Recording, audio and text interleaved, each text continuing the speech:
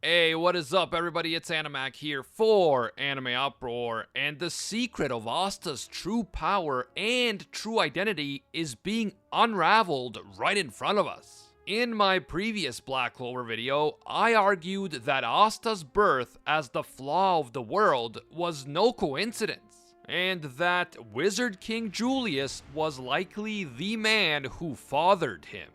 And I don't just mean that in the physical sense. Julius may have used complex magic powers and rituals to divide the time magic devil Astaroth's soul into separate pieces. And with these pieces, he created both Asta and Liebe as the ultimate secret weapon for fighting Lucius. Does that sound a little too crazy? Well, I'm gonna explain everything right now. You guys know how this works. Leave a quick like and comment to help us out with that YouTube algorithm. It only takes you a second, but it means a lot. And of course, if you want a completely free way of supporting the channel right now, click that subscribe button, click that bell, and select the option that says all. Finally, this video will of course contain Black Clover manga spoilers, so please proceed with caution. You have been warned. Okay, so I think that the recent events surrounding Lucius being able to purify devil magic will turn out to be the key to everything. This purification ability has completely changed the game in Black Clover. It reshaped the entire power system, and the consequences of this change will be massive. After purifying his own devil magic and then turning Sister Lily into some sort of angel-devil hybrid, Lucius was able to land a serious physical attack on Asta, who was clearly distracted by everything that was happening to Sister Lily. Lucius then declares that Asta doesn't even have the strength to move after that attack, and he claims that Asta only has a few minutes left to live. Asta, being Asta, refuses to give up, and his allies, Noel, Mimosa, and Sacre, quickly rush to help him since they can tell that Asta's life is in danger. But we then see Sister Lily using Beelzebub's spatial magic to stop Noel's attack in its tracks. Lucius explains that he incarnated and purified Beelzebub's magic inside of Lily using his soul magic. And so she now possesses the ability to use spatial magic just like Xenon used to possess. Lucius was somehow able to incarnate Beelzebub's magic into Sister Lily and then purify it in a matter of seconds. And then Sister Lily instantly became a faithful servant of Lucius. This is a level of magical prowess that we haven't seen yet in Black Clover. And it really seems like Lucius's power is approaching the level of a god. In fact, Lucius explains that he took control of all the remaining supreme devils in the underworld, including all the overpowered ones on the lowest levels. But it's important to remember that one supreme devil is no longer inside the underworld because he went missing, and that devil's name is of course Astaroth.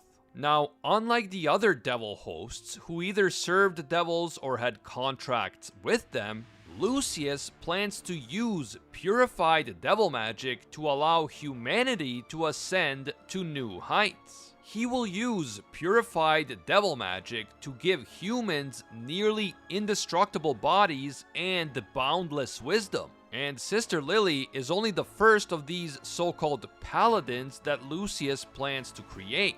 He will use these paladins to rule over the entire world as the ultimate wizard king. And this new world that Lucius creates will be better for everyone because it will be a world of peace, order, and happiness. Noel, Mimosa, and Sacre make another attempt to reach Asta, and Mimosa especially is determined to heal his injuries. But they are again stopped by an even bigger and even more powerful spatial magic spell created by Sister Lily. Sister Lily then repeats to Asta that his death will bring about world peace. And it seems clear that she has been completely brainwashed by Lucius. The angelic transformation that he just put her through didn't just affect her physical appearance and magical power. It also seems to have warped her very mind, and it makes her completely obedient to Lucius. And while that sucks for the person who is being turned into one of these paladins, For Lucius, it's pretty great because it ensures complete loyalty. Sensing that Sister Lily is being manipulated, Asta swears that he will save her. But before he can even finish that sentence, Sister Lily launches an offensive attack right at him, and he is seemingly blown away by the impact. And while we don't see Asta's body since it seems to have disappeared into the building on top of which he has been lying, Noel, Mimosa, and Sacre are both deeply shocked and worried by what they just saw. Lucius declares that it is done. The flaw of the world has been eliminated. Asta is apparently dead, at least according to Lucius, and Judgment Day will arrive in 7 days. That is when the final crusade will begin, and that is when Lucius intends to create his perfect and peaceful world. Lucius is confident in his ultimate victory because he has seen the future, and he knows that he is still about to be attacked by the Magic Squad captains because that is something that he has also foreseen. As all those captains who were present at Asta's ceremony rush at Lucius, including of course our boy Yami, Lucius doesn't look worried at all. Once they get close to Lucius, the captains are shocked to see an enemy who looks almost exactly like the Wizard King. But Yami quickly confirms that this person's magic and ki are completely different. Still, Yami must sense that Julius is still in there somewhere, because he screams out Julius's name, and he even uses an honorific to refer to Julius, which is something that Yami almost never does. He just isn't the type of guy to use honorifics when addressing people. So this emphasizes just how important Julius is to Yami, and how much Yami respects him. The action ends as Sister Lily seemingly initiates another spatial magic spell. Although it's not yet clear what exactly happened, the implication is that Sister Lily may have just teleported both herself and Lucius out of harm's way using spatial magic. And this then leads us to wonder, was Asta really killed, or was he teleported somewhere else? I mean, what am I saying? Of course he wasn't killed. This is Black Clover. The real question is whether Asta's injured body is still somewhere inside that building because he got smashed through the building by Lily's spell, or whether he was teleported somewhere else because Lucius has other plans for Asta. Plans that may involve experimenting on Asta and Liebe, and maybe even somehow purifying anti-magic in order to create the ultimate magic power. In fact, perhaps Lucius needs Asta and Liebe in order to unlock the true power of the ultimate supreme devil, the time magic devil, Astaroth. And speaking of Astaroth, let's talk about why I believe that Asta may actually be the time devil Astaroth himself. Or rather, Asta and Liebe together may represent the two halves of Astaroth. Allow me to explain. In my previous Black Clover video, which I will link down in the description, I argued that Asta's birth as a flaw of nature, a flaw of the world, was not just some random coincidence. The fact that Asta was like the only known human born without magic who just happened to be in the right place at the right time to receive the very grimoire where Liebe, the anti-magic devil, was sealed, cannot just be some insane cosmic coincidence. I mean, if it was a coincidence, it would just be so unbelievable. What are the chances that the one guy born without magic comes across the one grimoire that holds the one devil who doesn't have magic? But he does have anti-magic, which is a power that only Asta can wield because he is the only human who doesn't have magic. Oh, and as a cherry on top, both of these guys happen to share the same mother, you know, just for good measure. I argued that because Julius has been aware of Lucius's plans for decades, all this time he has been secretly searching for a way to defeat Lucius. His solution was to ensure that Asta would be born without magic, and he likely made sure that Asta and Liebe would come into contact with each other when they did. Julius has spent many years searching for rare magical powers and abilities. And when he came across Lichita and her absorption magic, he finally found what he needed in order to create the ultimate weapon against Lucius. This means that Julius is likely Asta's father, although it's not yet clear whether he is Asta's biological father, or whether he just engaged in some magical shenanigans with Lichita's baby after she was already pregnant. I noticed that in the comments of my previous video, a lot of people seem to forget that Lichita's magic doesn't just drain a person's mana.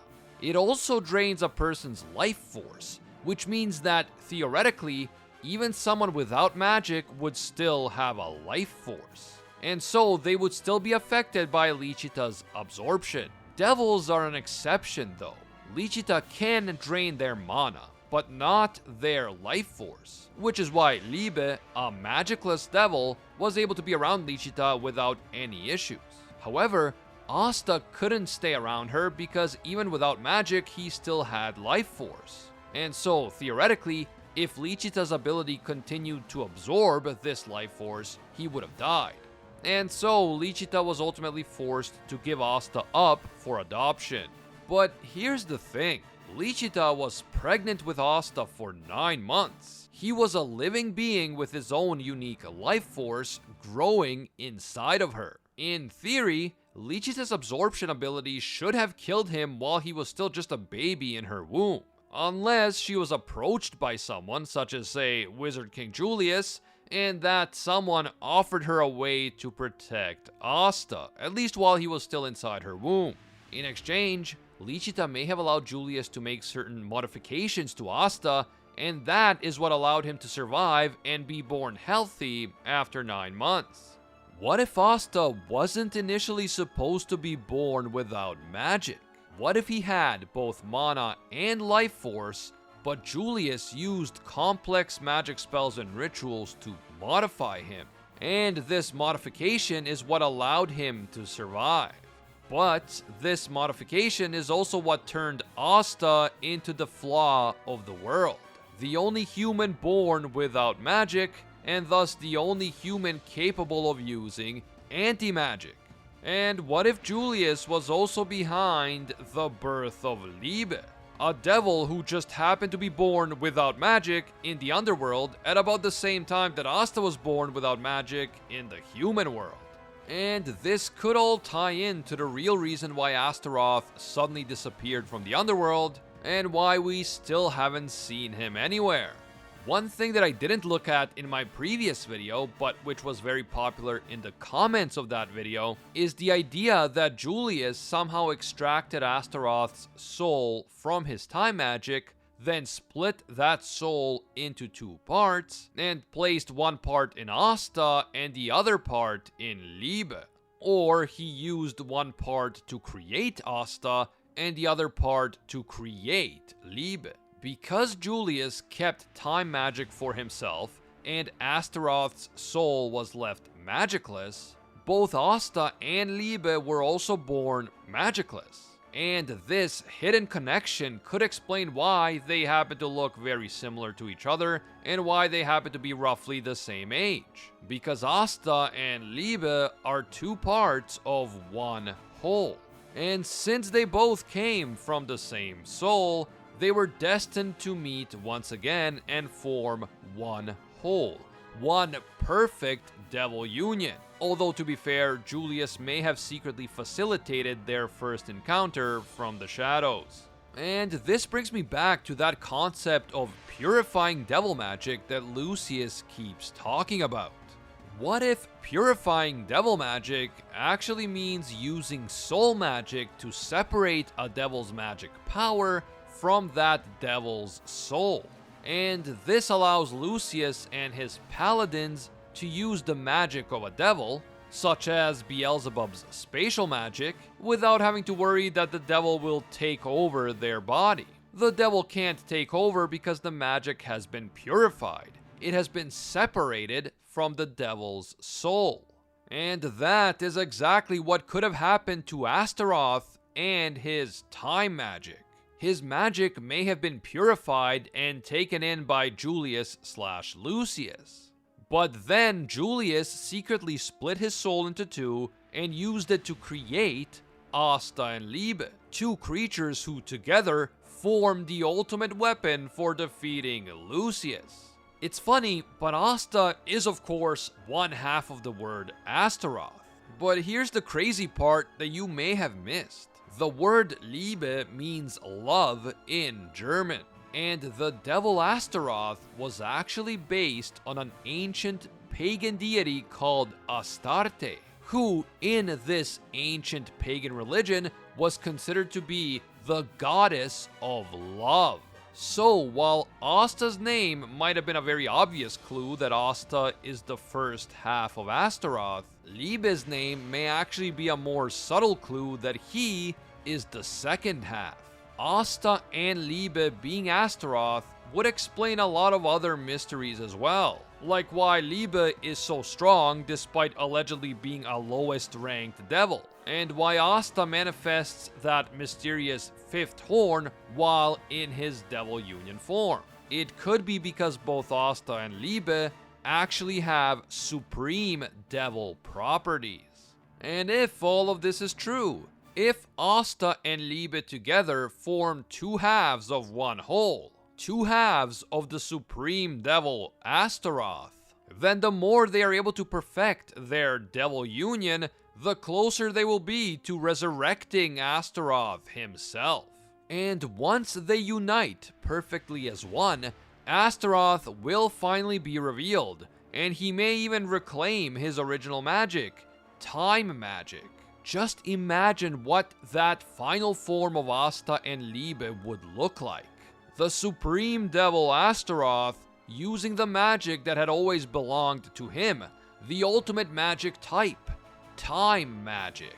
And that is why the ending of chapter 335 could be so important. If Lucius and Sister Lily kidnapped Asta in order to perform some magical experiments or rituals on him, rituals that may or may not involve purification, they may end up triggering a transformation within Asta that ultimately resurrects Astaroth. And when Astaroth is ultimately resurrected, then all bets are off. We have no idea what Astaroth would be like. Will he be a good guy like Asta and Liebe? Will he be evil? Will he be looking for revenge against Lucius and Julius? The possibilities are endless and endlessly fascinating, and I can't wait to see what happens next. If you're looking for a video to watch next, check out my previous Black Clover video where I went into further detail on why I think that Julius may have fathered Asta. I will link that video down in the description and in the end credits. You guys know the drill. If you enjoy our Black Clover content, leave a quick like and comment right now to help out with that YouTube algorithm. And if you're new here or you just haven't taken the time to subscribe yet, do me a quick favor and make this the video that you subscribe and hit that notification bell to turn on all notifications. If you don't go through the steps of subscribing, hitting that bell, and then selecting the option that says all, you are still gonna miss a ton of our Black Clover videos, even if you are subscribed.